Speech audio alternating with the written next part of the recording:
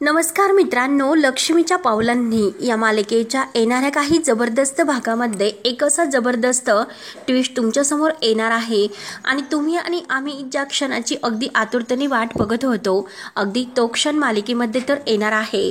कारण अद्वैत आणि कला या दोघांचं नातं कसं सुरळते आणि आता स्वतः सरोज एक आदर्श सून म्हणून कलाला पुन्हा अगदी हक्काने आणि मानाने या घरामध्ये कसं घेऊन येते, हे आपण आज या व्हिडिओमध्ये बघणार आहोत. कारण एक छोटासा प्रोमो आता नुकताच आपल्या समोर आलेला आहे आणि आता त्यामध्ये अगदी सरोज सुद्धा अगदी शरणगती पकडून आता कलाला अगदी तिची माफी मागून या घरामध्ये एक आदर्श सून कसं सिद्ध करून ती दाखवणार आहे. हे चॅलेंज आता त्या दोघीमध्ये जे लागलेले आहे आणि त्यात म्हणजे आता अद्वैत सुद्धा हा जो काही सरोज त्रास देते त्यात तो किती होरपळला जातो. सरोजला सुद्धा आता ती डोळे उघडते आणि सरोजचे डोळे उघडून शेवटी कला आणि सरोज एकत्र येतात आणि आता ह्या दोघी एकत्र येऊन मात्र राहुल आणि रोहिणी आणि नैना ह्या जे काही आता कटकारस्थान करत असतात तर त्या कटकारस्थानाविषयी कसा आवाज उठवतात तर आता ते व्हिडिओमध्ये आपण बघणार आहोत. तर मित्रांनो, त्यासाठी व्हिडिओ शेवटपर्यंत नक्की बघत राहा आणि जर तुम्ही आपल्या चॅनलवर नवीन असाल तर चॅनलला सबस्क्राईब करण्यासाठी विसरू नका. मित्रांनो, हे बघा, आता अद्वैतला जे काही त्याला जेल झालेली असते त्याच्यावर इतके आरोप त्याने काही गुन्हा न करता झालेले असतात याचं त्याला इतकं वाईट वाटत असते. त्याने त्या गोष्टीचा इतका जबर शॉक घेतलेला असतो. म्हणून आता जेव्हा तो आपल्या ऑफिसमध्ये जायला निघतो, ऑफिसमध्ये गेल्यानंतर लोक काय म्हणतील, स्टाफ आपल्याबद्दल काय विचार करतील, या अशा भीतीने तो आता खरंच ऑफिसमध्ये सुद्धा जायला तयार नसतो.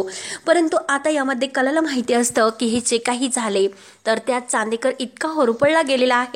त्याची बिचारीची काही चूक नसताना फक्त जी चूक झाली ती माझी झाली, माझ्या चुकीमुळे त्याला इतकं सगळं काही सहन करावे लागते. त्यामुळे मला माहिती आहे की चांदेकर हे सगळं काही विचार केल्यानंतर तो ऑफिसमध्ये नाही येणार.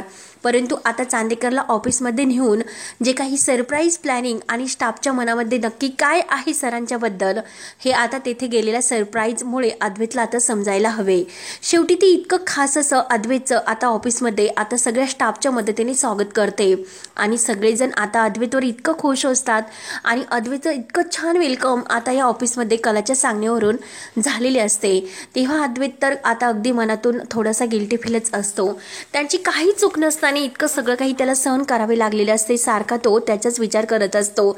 आपण इतकं कष्टाने हे आपलं साम्राज्य हे चांदेकरांचं हे मेन्शन उभं केलेलं आहे आणि हे चांदेकरांबद्दल आजकाल जे काही आबांनी इतक्या दिवस जे नाव आता ह्या जगामध्ये मिळवलं होतं तर ते आता एका चुकीमुळे अद्वैतने सगळं काही गमावलं आणि यात अद्वैतची काही चूक नसताना हे सगळं काही अद्वैतला आता विचार करावा लागतो. त्यामुळे त्याला खरंच इतकं वाईट वाटत असतं. त्याने आता जे काही वेलकम त्याचं ऑफिसमध्ये झालेलं आहे तर ते बघून तो कलावर इतका खुश असतो. परंतु आता तो मनातून इतका नाराज असतो कारण असे व्हायला नको होते. जे काही झाले तर त्याचं त्याला इतकं तो विचार करत असतो.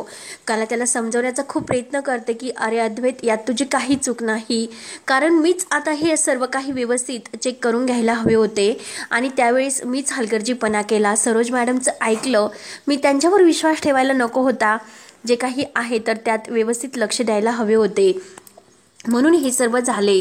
त्यानंतर मात्र आता जे काही अद्वैतला इतका त्रास होत असतो आणि त्याचा त्या त्रासाने त्याला इतका जबर एकतर अस्थमेचा त्रास त्याला असतो, म्हणून त्याला इतका तो विचार करून करून अगदी श्वास घेण्यासाठी त्याला खूप त्रास होत असतो. परंतु आता तो जे काही शॉक त्याला बसलेला आहे त्याची जी काही आता ही परिस्थिती आहे तर ती परिस्थिती एकदम अशी खालावलेली गेली असते आणि त्यात म्हणजे आता जे काही राहुल आणि नैना त्याला हे सगळं काही आणखीन त्याचं टेन्शन वाढवण्यासाठी ज्या गोळ्या देत असतात त्या गोळ्यांचा ढोसामुळे अद्वैतला खूप त्रास होत असतो. वाटेल तसे परिणाम आता अद्वैतवर व्हायला सुरुवात होते आणि एकतर टेन्शन, अद्वैतला ते ह्या गोष्टीचं टेन्शन असते म्हणून त्याला इतका त्रास होतो. तर कला धावतच येते, अद्वैतला म्हणते की अद्वैत, अरे हे काय होतंय तुला, तू इतका विचार करू नकोस. अरे अद्वैत, तुझी काय अवस्था तू करून ठेवली, अरे हे अवस्थेला मीच दोषी आहे. म्हणून आता कला घाईने त्याला जो पंप आहे तर तो पंप श्वास घेण्यासाठी देत असते आणि अद्वैतला म्हणते की चल आपण डॉक्टरांकडे जाऊयात, नाहीतर चल आता घरी जाऊयात. आणि तू विचार करू नकोस. अरे कोणताही स्टाफ तुझ्याबद्दल असा वेगळा विचार नाही करू शकत.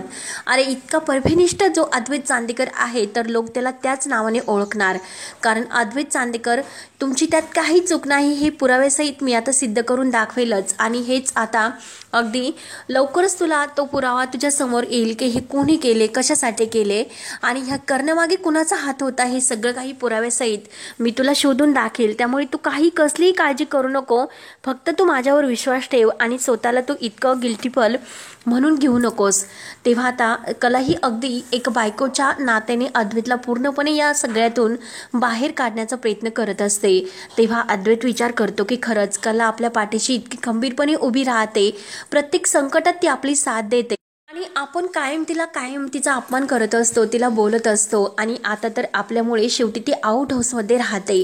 आपण तिच्या बाबतीत कायमच चुकत गेलो. आता हे अद्वैतच्या लक्षात येत असते. अद्वैतला पूर्णपणे पश्चाताप होत असतो. ऑफिसमध्ये जे काही तिने आपलं इतकं छान वेलकम केलं आणि ऑफिसमध्ये स्टाफने सुद्धा हे सर्व सांगितले की हे सर्व कला मॅडमने करण्यासाठी सांगितले. खरंच कला आपला किती विचार करते आणि आपण तिच्याबद्दल काहीच विचार करू शकत नाही. म्हणून अद्वैतला खूप गिल्टी फील वाटत असतो. म्हणून तो खरंच आता कलाला मनापासून सॉरी म्हणतो आणि त्याच्या मनात असते की एका वेळेस आपण खरंच कलाला माफ करायला हवं, तिला प्रेमाचं प्रपोज करायला हवं. जो तिचा हक्क आहे तो तिला द्यायला हवा. आपण चुकत नाही. जे काही करतो ते फक्त आणि फक्त आपण तिच्यासाठी करायला हवे हे तिला समजायला हवे. आणि आपण तिच्या तोंडावर काहीच असं तिचे गुण कौतुक वगैरे करत नाही. तेव्हा अद्वैतला तर त्याची चूक समजते. परंतु अद्वैतची जी काही अवस्था झालेली आहे तर ती अवस्था बघून आता सरोज पूर्णपणे अशी भांबावून जाते. कारण खरंच आपण जे काही केलं ते चुकीचे केले. आपण कलाला दोषी ठरवण्यासाठी, कलाची चूक अद्वैत समोर आणण्यासाठी जे काही प्रयत्न केले, परंतु त्या प्रयत्नामुळे आपला अद्वैत यात अडकला. अद्वैतला त्याचा खरंच खूप त्रास झाला. आपण असे करायला नको होते याचे सरोजला आता खूप टेन्शन येते. परंतु आता इकडे घरामध्ये रोहिणी, राहुल आणि नैना हे जे काही एकमेकांशी बोलत असतात. रोहिणी आता राहुलला आणि नैनाला समजावत असतात की हे बघा, तुम्ही कितीही त्या अद्वैत आणि त्या कलाला वेगळं करण्याचा जरी प्रयत्न केला ना तरी सुद्धा ती कला त्या अद्वैतच्या पाठीमागे खंबीरपणे उभी आहेत.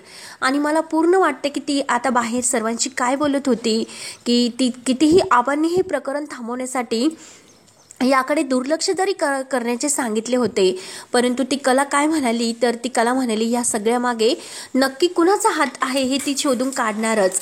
म्हणून मला असं वाटतं की ती कला काही आता खमकी नाही, ती शांत नाही बसणार. ती काही ना काही आता पुरावे गोळा करतच राहणार. आणि तिला बघ ना, तिने त्या बिल्डरच्या म्हणजे ऑफिसमध्ये जाऊन ऑफिसमध्ये गेल्यानंतर तिने तो जो काही जयवंत आहे तर त्याला सुद्धा ती घेऊन आली आणि तिने हे सर्व करून दाखवले. त्यामुळे मला असे वाटते नैना विचारते की आता यापुढे काय करायचे. कारण रोहिणीला आता टेन्शन आलेले असते. रोहिणी राहुलला विचारते की अरे तो त्या कलामागे इतका का बाहेर पळत गेला होता, नक्की काय झालं तुमचं. तेव्हा आता राहुल म्हणतो की अगं मम्मा, जे रिसीट आहे ना, कारण ते रिसीट मी जे काही लपून ठेवले होते आणि ते रिसीट आता ऑफिसमध्ये पोलिसांना नाही मिळाले आणि तेच रिसीट मला असे वाटले की ते कला वहिनीच्या हातात लागले म्हणून. आणि जेव्हा मी ते कपडे लॉन्ड्री वाल्याला धुवायला दिले होते आणि जेव्हा तो ते कपडे घेऊन जात होता आणि त्यातून ते जी पावती आहे तर ती खाली पडली आणि ती खाली पडल्यानंतर मला तर असे वाटले की नक्की तीच रिसीट आहे, म्हणून मी धावतच गेलो होतो. आणि तेव्हा आता रोहिणी म्हणते की अरे राहुल, जे काही करायचं आहे तर ते योग्य काळजीने कर. जर त्या कलाचे जर काही लक्षात आले ना तो त्या कलाला काही साधं समजू नकोस. कारण कलाने अद्वैतला बेलवर सोडवले म्हणजे नक्की ती यामागे कुणाचा हात आहे, नक्की हे सर्व कोणी घडून आणले याचा पुरेपूर शोध घेईलच. तेव्हा आता ना म्हणते की म्हणजे या सगळ्यामागे राहुल तुझा हात होता तर, आणि मॉमीला तुम्हाला हे सगळं माहिती होतं. तेव्हा आता रोहिणी म्हणते की नाही ना, तू गप्प बस, मध्ये मध्ये काही बोलू नकोस. जे काही आम्ही करतो ना ते फक्त ऐकून घेण्याचं काम तू कर आणि जे काही तुला सांगितले जाईल तेच फक्त तू करत राहा. आणि त्याच वेळेस आता कला ही काही अद्वैतला कॉफी वगैरे काहीतरी बनवायची असते आणि तेथून ती आता त्यांच्या रूम शेजारून खाली येत असते, परंतु आता तिच्या कानावर हे जे काही आहे तर ते शब्द पडतात. तेव्हा कला आता बारीक विचार करत असते की राहुल आपल्या मागे इतका धावत का आला असेल, नक्की काय असं असेल की त्याचं खास त्या पावतीमध्ये, आणि त्याने नैनाची ही चिठ्ठी आहे मेकअपच्या सामानांची असं खोटं का सांगितलं असेल. आणि तेवढ्यात मात्र रोहिणी म्हणत असते की अरे राहुल, मला तर आता हे सर्व सरोज मॅडमवर आपण ढकलायला हवे, कारण एक पॉइंट आपल्याकडे आहे, कारण सरोज मॅडमला म्हणजे सरोज वहिनीला ही जी काही कला आहे तर ती या घरात सून म्हणून नकोय, त्यासाठी सरोज मॅडम अद्वैतच्या नजरेत कलाला दोषी ठरवण्यासाठी काही ना काही प्लॅन करत असते, परंतु आता ह्या प्लॅनमध्ये ती समोर येत नाही, ती फक्त कलाला समोर आणण्याचा प्रयत्न करते आणि हे सर्व मला माहिती आहे. आणि आता म्हणजे हेच बघ, अरे हेच उदाहरण घे, आता ही तुझ्यावर यायला नकोय. म्हणून आता जे म्हणजे जेव्हा हिरे आपल्या ऑफिसमध्ये आले होते आणि ऑफिसमध्ये ते हिरे व्यवस्थित चेक आहे की नाही हे कलाला सरोज मॅडमनी मुद्दाम बघून दिले नाही, त्यावेळेस तिला कोणते तरी भलतेच काम सांगितले आणि तिचं लक्ष त्या दुसरीकडे तिने अगदी घातले. आणि आता अद्वैतच्या हे जर लक्षात आले असते तर सरोज मॅडमला असे वाटले की हे सगळं काही कलामुळे झाले आणि अद्वैत कलाला ऑफिसमधून बाहेरच काढून टाकेल, परंतु यात अद्वैत हा जेलमध्ये जाईल असे सरोजला वाटले नव्हते, परंतु तिच्या मनात एक वेगळंच होते. कलाला या सर्वात अडकवण्यासाठी ती हे सर्व करत होती, परंतु त्यात तिचा मुलगा अद्वैतच अडकला गेला. आणि त्यात म्हणजे राहुल, तू सुद्धा त्या जो काही गौरव परांजपे आहे याला भेटून जे काही ते हिरेंची अफरातफर तू केलीस, त्यामुळे अद्वैत तर पूर्णपणे अडकला आहे. आता हे सर्व काही कला ऐकते. कलाला आता हे ऐकल्यानंतर अगोदर तिला शांत राहायचं असतं, कारण पुरावे अगोदर तिला मिळून घ्यायचे असते, पण आता सरोज मॅडमला ती एका गोष्टीचा जाब विचारणार असते, कारण तिला सर्व काही माहिती झालेली असते की ह्यात सरोज मॅडमचा सुद्धा हात आहे. आणि सरोज मॅडमला हे कळत नाही की त्यात आपला मुलगा सुद्धा होरपळला जातोय, आपल्या मुलाची त्यामुळे काय अवस्था होते, त्याच्या मनाला काय इतकं वाईट वाटतं, तो स्वतःची काय अवस्था करून घेऊन बसलेला आहे, एक शॉक त्याच्या मनाला बसलेला आहे, याचा सरोज मॅडमने विचार करायला हवा आहे. त्या फक्त आणि फक्त मला चुकी ठरवण्यासाठी, मला या घरातून बाहेर करण्यासाठी इतके प्रयत्न करतात, परंतु त्यात त्यांच्या मुलाची काय अवस्था होती याचा विचार त्या करत नाही. आता मात्र रोहिणी, नैना आणि जे राहुल आहे एकमेकांशी बोलत आहे, तेव्हा आता राहुल म्हणतो की आता यापुढे मात्र जे काही प्लॅनिंग आपल्याला करायचे आहे ते अगदी सावधगिरीने राहून करावे लागेल आणि यात आपल्यावर संशय यायला नको. तेव्हा आता कला हे सर्व काही ऐकते, ती शांत होते आणि ह्या सगळ्याच्या मुळाशी ती जायला ठरवते, कारण हा गौरव परांजपे कोण आहे हे आता चांदेकरला मला विचारायला हवे, कारण हा दुसराच कोणीतरी अगदी प्रतिस्पर्धी आहे आणि राहुल त्याला भेटतोय. म्हणून आता कला ही डायरेक्ट सगळ्याचा विचार न करता ती सरोजकडे येते आणि सरोज आता ही बाहेर गेलेली असते, म्हणून कला तिची वाटच बघत असते. त्यानंतर कला ही आपल्या आउट हाऊसमध्ये आलेली असते आणि ती सरोज मॅडमला आता आउट हाऊसमध्ये बोलावून घेते आणि सरोज मॅडमला बाहेर आल्यानंतर ती म्हणते की हे बघा सरोज मॅडम, मला तुमच्याशी खास एका गोष्टीवर बोलायचं आहे. तेव्हा सरोज विचारते की काय झाले. तेव्हा लगेच कला म्हणते की हे बघा सरोज मॅडम, जे काही झाले तर त्यात तुमच्या मुलाची काय अवस्था झाली याचा तुम्ही अचूकपर्यंत विचार करायला हवा आहे, कारण जे काही तुम्ही वागतात आणि ते तुमच्या सगळं मुलाला भोगावे लागते. तुम्ही किती आमच्या दोघांची ताटातूट करण्याचा प्रयत्न जरी केला, परंतु यात तुम्ही तुमच्या मुलाचा जरा विचार करायला हवा आहे.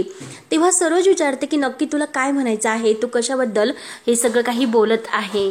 तेव्हा आता कला म्हणते की हे बघा, मला म्हणजे चांदेकरला कोणामुळे अटक झाली, जे काही झाले त्यात कुणाची चूक होती, हे सगळं काही तुमच्यामुळे झाली, तुमच्यामुळे चांदेकरला अटक झाली हे मला कळलेलं आहे, माझ्या समोर ते आलेले आहे. तेव्हा आता तरी सुद्धा मी चांदेकरला यातील एकही शब्द सांगणार नाही की हे सगळं काही तुमच्यामुळे झाले म्हणून. आता सरोज विचारते की नेमकं तुला काय प्रूव्ह करायचे आहे, नेमकं तू कशाबद्दल बोलत आहे आणि तू असं का बोलतेस. तेव्हा आता कला म्हणते की हे बघा, मी चांदेकरसाठी तुमच्यासमोर हात जोडते, हे जे काही कारस्थान तुम्ही करतात मला आणि चांदेकरला वेगळं होण्यासाठी, यात म्हणजे तुमच्या मुलाची जास्त परफेड होती, त्याची होरपळले जातो तो, कारण त्याच्या मनाचा एकदा विचार करा. तुम्ही कोणत्याही गोष्टीचा विचार केला नाही, कारण त्या दिवशी जे काही हिरे चेकिंग करायचे होते आणि ती माझी जबाबदारी होती, अद्वैतने तीच पूर्ण जबाबदारी माझ्यावर टाकली होती, परंतु तुम्ही मला वेगळ्याच कामासाठी बाहेर पाठवले आणि त्या हिऱ्यांकडे तुमच्याकडे मी पूर्णपणे चौकशी केलेली आहे असं तुम्ही मुद्दाम अद्वैत समोर खोटं सांगितलं आणि चांदेकरनी तुमच्यावर विश्वास ठेवला आणि चांदेकरनी सुद्धा त्या हिऱ्यांची चेकिंग केली नाही आणि जर त्याने त्यावेळेस तुमच्यावर विश्वास न ठेवता हिऱ्यांची चेकिंग वगैरे केली असती तर आज मात्र सगळं घडलेलं असते आणि चांदेकरवर सुद्धा ही इतकी मोठी वेळ आली नसती आणि चांदेकरला आत्ता काय त्रास होतो त्याची काय अवस्था आहे हे सगळं काही तुम्ही तुमच्या डोळ्यांनी बघतात. तो अगदी कुणाशी बोलत नाही, त्याचं कशातही मन लागत नाही. एकदा तुम्ही तुमच्या मुलाचा विचार करा, जे काही होते तर त्यात कुणाची जास्त अवस्था विकट होते आणि त्यात तुम्हाला आता तुमच्या मुलाची ही अवस्था अशी आहे तर ती बघून खरंच तुम्हाला अगदी चांगलं आनंद होतो का? आणि जर तुम्हाला तुमचा आनंद होत असेल तर तुमच्या मुलाचं जे काही आयुष्य आहे तर ते माझ्याशी न होता म्हणजे मी त्याच्या आयुष्यातून निघून जावं असं तुम्हाला जर वाटत असेल तर मी त्याच्या आयुष्यातून निघून जायला तयार आहे. परंतु सरोज मॅडम प्लीज असं काही वागून तुम्ही तुमच्या मुलाला इतका त्रास देऊ नका, कारण तो खरंच अगदी निरागस आहे. कायम तो सत्याच्या मार्गावर चालणारा अगदी द ग्रेट परफेक्ट चांदेकर आहे. मी त्याला कितीही त्याच्याशी भांडत जरी असले परंतु त्याच्याविषयी माझ्या मनात काळजी आहे, कारण तो खरंच एक प्रामाणिक आहे आणि आबांनी जे काही हे साम्राज्य उभं केलेलं आहे तर ते फक्त आणि फक्त व्यवस्थित आता तो करण्यासाठी हे सर्व करत असतो.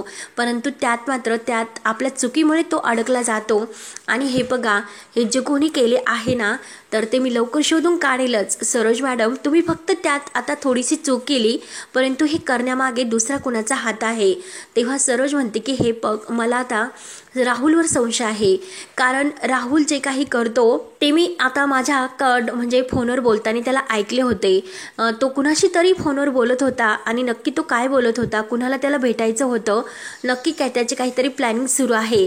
तेव्हा कला म्हणते की हे बघा सरोज मॅडम, मी सर्व काही माझ्या कानांनी ऐकलेलं आहे आणि राहुलला पुराव्यासहित कसं पकडायचं आणि त्याला अगदी त्याच्या पापाची शिक्षा कशी द्यायची आणि अद्वैत समोर मात्र आता हे सर्व यायला नको, कारण त्याला ह्या सर्वाचा खूप त्रास होईल. आता मला शोधून काढावे लागेल की नक्की राहुल कुणाची मदत घेऊन हे सर्व करतोय म्हणून. राहुलला चांगला धडा शिकवायला हवा आणि यात नैना आणि रोहिणी मॅम सुद्धा त्याची साथ देतात. हे ऐकून तर आता सरोजला आणखीनच धक्का बसतो. सरोज म्हणते की रोहिणी मुद्दाम मला आता आणखीनच म्हणजे कलाविरुद्ध भडकवण्यासाठी प्रयत्न करते. माझ्या तोंडावर एक बोलते आणि मागे मात्र ती तिच्या मुलाची साथ देते आणि यात माझ्या मुलाची अवस्था त्यांच्यामुळेच झालेली आहे हे सरोजच्या आता लक्षात येते. तेव्हा सरोज म्हणते की हे बघ कला, मला माफ कर, मी आता जे काही वागले ना तर त्याचं प्रायचित्त मला भोगावं तर लागलं आणि त्याची जास्त त्रास माझ्या मुलाला झाला आणि माझ्या मुलाला होणारा त्रास मला नाही बघू शकत. जे काही आहे तर त्याला ह्या संकटातून तूच फक्त आणि तूच बाहेर काढू शकते आणि जर तुला एक आदर्श सून चांदेकरांची व्हायची असेल तर तुला मी एक संधी देते आणि तुला आदर्श चांदेकरांची सून म्हणून सिद्ध करायची असेल तर तुला जर चांदेकरांची चांगली सून व्हायचं असेल, आदर्श सून म्हणून स्वतःला सिद्ध करायचे आहे तर मी तुला चॅलेंज करते, तू लवकरात लवकर हे सगळं काही आता सिद्ध करून दाखव. राहुलने हे सगळं केले, ही पुरावेसहित तू सिद्ध कर. त्यासाठी तुला काय मदत हवी आहे ती सगळी मदत मी करायला तयार आहे, परंतु खरंच माझ्या मुलाला या संकटातून बाहेर काढ, कारण मी आज तुझ्यासमोर पदर पसरवते. माझ्या मुलाला जो होणारा त्रास आहे तो नाही मी बघू शकत. रोहिणीला सुद्धा मी आत्तापर्यंत इतकं विश्वासात घेऊन हे सर्व केले होते, परंतु आज मात्र रोहिणीने तिचे खरे रंग मला दाखवले. रोहिणी कधीही बदलू शकत नाही आणि जो तिचा मुलगा आहे तर तो सुद्धा. आता मात्र कलाला वाईट वाटतं. कला म्हणते की यात माझी बहीण, सख्खी बहीण नैना सुद्धा त्यांची साथ देते आणि हे सगळं ती करते, कारण अद्वैतची जी काही अवस्था झालेली आहे तर त्या सगळ्याला ते तिघे कारणीभूत आहे आणि आज जी वेळ अद्वैतवर आलेली आहे. त्यामुळे सरोज मॅडम मला तुमची साथ हवी आहे आणि जर तुम्ही मला साथ दिली तरच मी आता हे सर्व शोधून काढू शकते आणि खऱ्या गुन्हेगाराला त्याची शिक्षा देऊ शकते. तेव्हा आता सरोज म्हणते की हे बघ, मी तुला चॅलेंज करते, तू लवकरात लवकर हे सगळं काही शोधून काढ आणि लवकरच चांदेकरांची एक आदर्श सून होऊन तू आपल्या घरामध्ये परत ये. आज मी तुला हात जोडून विनंती करते की तू आपल्या घरात परत यावं, तू एक आउट हाऊसमध्ये राहू नये. आता जे काही करायचं आहे तर ते आपल्या दोघींना मिळून करायचे आहे. तेव्हा कला आणि सरोज ह्या एकमेकींच्या हातामध्ये हात देतात. कला म्हणते की ते तुम्ही मला चॅलेंज केलेलं आहे तर ते चॅलेंज मी आज स्वीकारलं आणि एक चांदेकरांची सून म्हणून हक्काने परत आता मी चांदेकरांच्या घरामध्ये आज पाऊल टाकत आहे। तेव्हा सरोज मानाने आपल्या कलाचा हात हातामध्ये धरते आणि तिला चांदेकरांच्या घरामध्ये अगदी मानाने घेऊन येते। कलाला आता इतकं वाईट म्हणजे चांगलं वाटत असतं।